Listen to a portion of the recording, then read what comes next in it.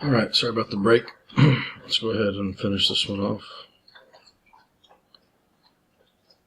So like I said before, I have to write this in expanded form if I don't need to, or in the factored form. So I normally just would have wrote x squared minus 4 for this first thing. So let's make sure we know where things are coming from.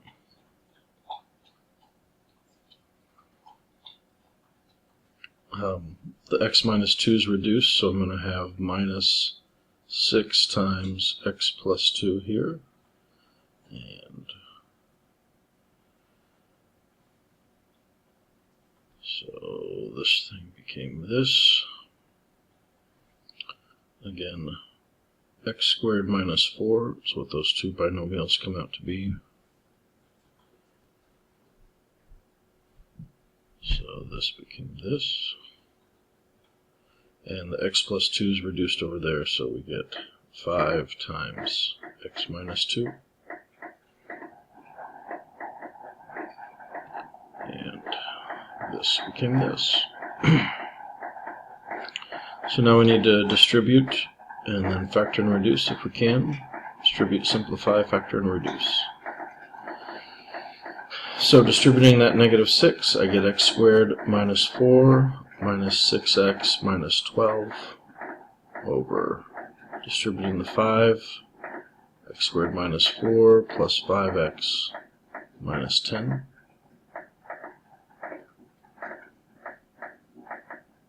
Let's see if I can squeeze this in. Probably not, huh? Nowhere to go.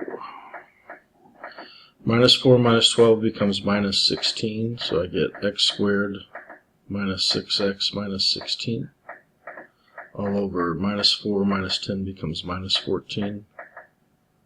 X squared plus 5x minus 14. These, the numerator and denominator will factor, but the factors won't reduce. If you're curious what it was, this factors to x minus 8 times x plus 2. And we will need a factorization for the bottom to help us with our restrictions. This factors to x plus 7, x minus 2, so it gets close but doesn't quite reduce.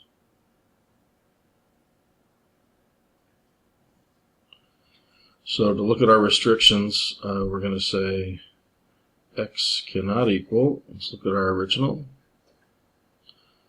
Looks like we're going to have positive 2, negative 2.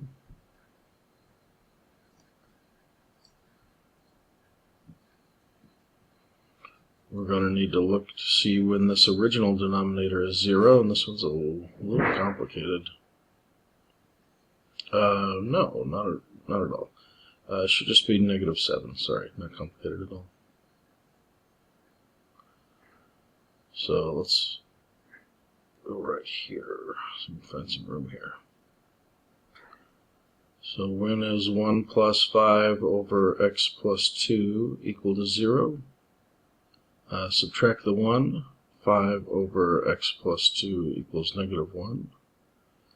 And multiply, I'd do cross multiply at this point.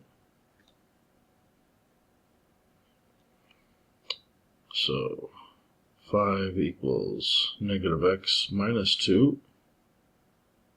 If 7 equals negative x, then x cannot be negative 7. I think we're going to see that here.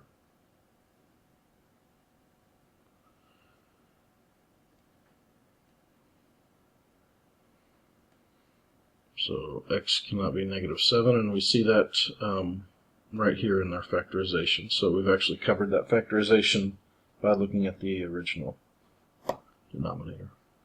So final answer is this lovely thing right here, and restrictions are right here.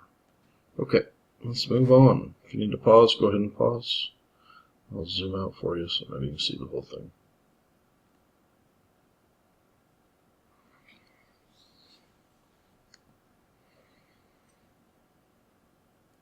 All right.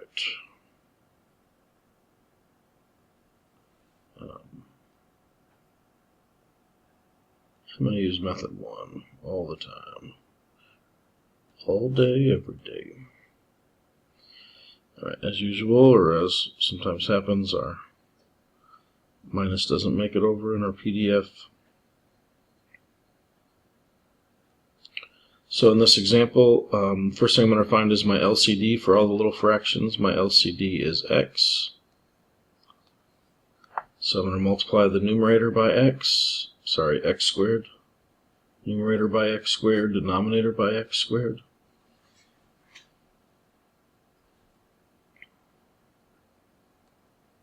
Again, the value of this fraction here is 1. I'm just multiplying that whole expression by 1. And I'm going to, as I distribute, I'm just going to reduce. So 6x squared times x squared will just give us 6. 1 over x times x squared will give us x minus x squared. All over x squared times x is x to the third minus 9 over x. Sorry, it's not right. Minus 9x.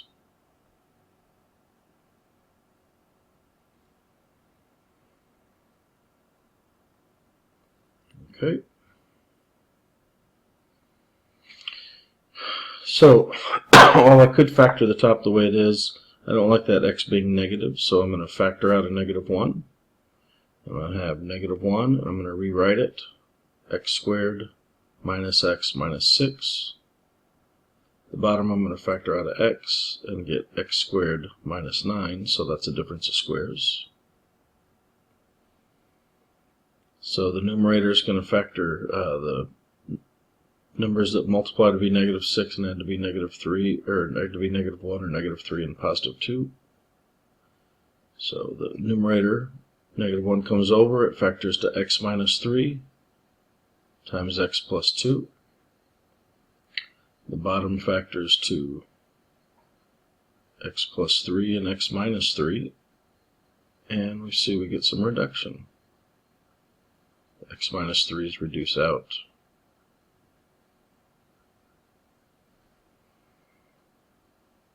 We get the opposite of x plus 2 all over x times x minus 3. And you can leave it like this if you want. I don't need it simplified anymore. You don't need to distribute things through. Our restrictions, x cannot equal.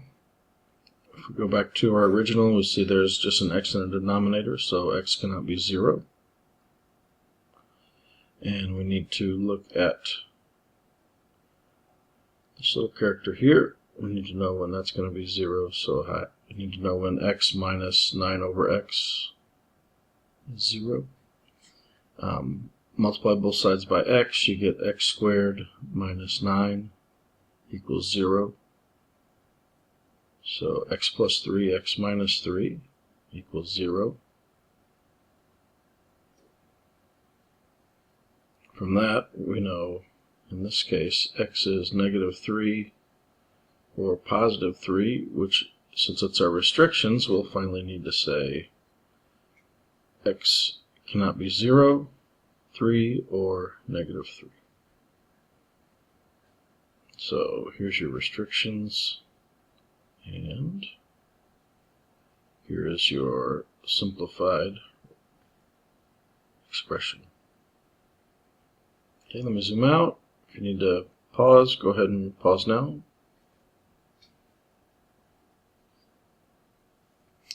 And I'm going to move on to example 6. So zoom in, fill in my negatives, which have disappeared.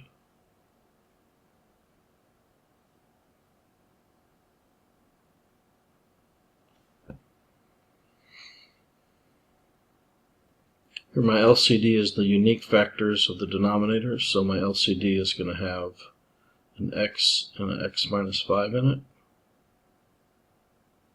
In expanded form, that's x squared minus 5x, although we won't use the expanded form on this one. we're going to multiply numerator and denominator by x times x minus 5.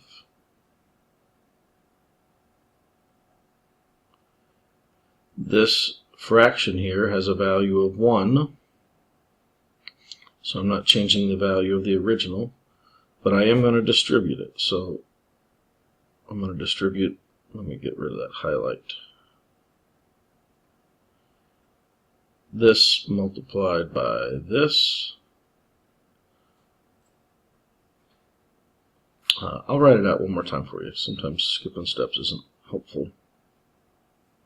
So when I multiply the 6 by that, and hopefully you can see the x minus 5s will reduce.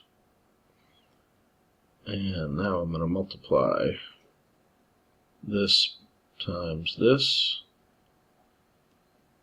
And in the expanded form, that'll look like x. Sorry, not expanded form, but without reducing first. And you'll see that the x's will reduce.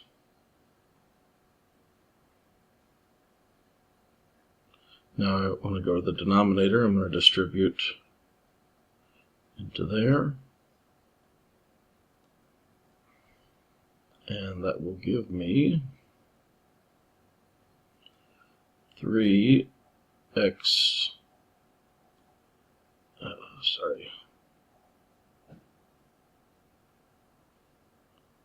3x times x minus 5 all over x, and you're going to see the x's reduce. Lastly, we'll take the bottom and distribute it into here, and that would give us minus 2x, x minus 5 all over x minus 5, and the x minus 5's reduce. So a lot of times my first writing will have the reduction already in it. Let's go ahead and see what we get. So top left, x minus 5's have gone away, so I have 6x plus the red will just leave us with x minus 5. I don't need the parentheses because it's plus in front of it. The green just becomes x minus 3. And since there's just one expression there, I'm going to say minus 2x. Combine your like terms, 7x minus 5 over opposite of x minus 3. And that should be it. What we need to do now is find our restrictions.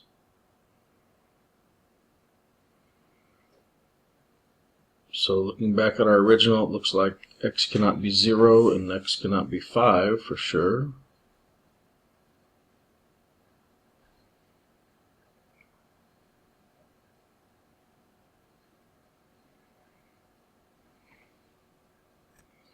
But I also need to look at this denominator here, and I need to see when that whole thing is going to be 0. So where are we going to do this? So we've got some room down here. So 3 over x minus 2 over x minus 5.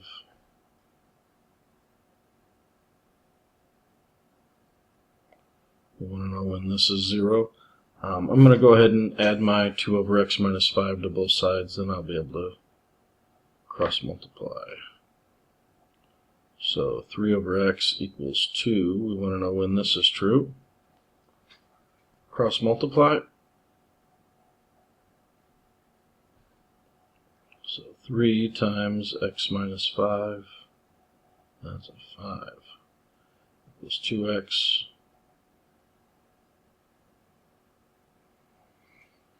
So I think we'll find, subtract 3x and divide by negative 1.